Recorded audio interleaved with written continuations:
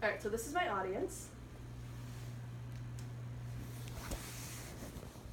Hopeless, tragic, useless. These are some adjectives to describe a team that just can't seem to win. Being a fan of a hopeless team is a unique effort, and it's one that requires loyalty and hope. I am one of those types of fans. I've been a fan of the Cubs and Iowa State football for all my life. So today we're going to talk about why we get to that point, or how we start to be a fan, and about staying a fan even though others don't have any faith in the team, and about what can happen if you stick with the team. So why you love them, there can be different reasons why people love a team that may seem hopeless, and some may be because they want to cheer for the underdog, and another reason could be, like me, you're just born into the sport and the team and you just are raised to love the team. So others might want to try to bring you down. Some fans of teams that have always seemed to win, like Kansas, for example, or the Cardinals, or other teams, and they might not understand why you're a fan. And it's interesting to look at that ticket prices and the attendance overall in comparison to the team's winning record. So this is a graph from the Cubs, or it's from MLB. It's all the different teams, and then the Cubs are on the end here, and it has the dark blue is the average ticket price, and the light blue is win totals. So the Cubs actually have the lowest win total and the highest ticket prices, and they always have super high attendance at Wrigley.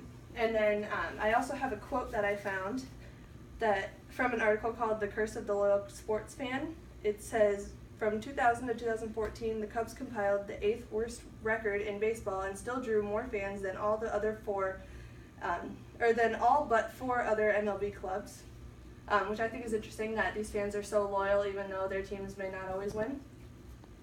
And then my third point would be to keep the faith, even when your team has let you down maybe several times and maybe had a bad season. They might come back the next season and have a good season. For example, the Cubs were able to do that this year and go and win the World Series, and they've been impressive even the last few seasons, but this year is where they really shined and they showed everyone that they were the best. And then also with the Iowa State football program, we have Coach Matt Campbell now, who has really been good for the team. We still had another not so great season, but it looks like things are going to look up in the next few seasons, so we're excited to see how that's going to go. And today we talked about what it means to be a fan of a hopeless team and why we do it even when others want to bring us down. And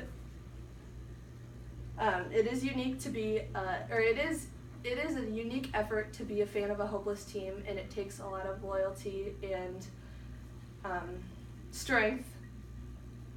And there are plenty of fans of hopeless teams. Their attendance is still high, and even if you're not a fan of a hopeless team, let's say you are a Cardinals fan or you are a Kansas fan, hopefully this presentation will help you understand why the people on the other side do what we do and why we stay with the team that we love.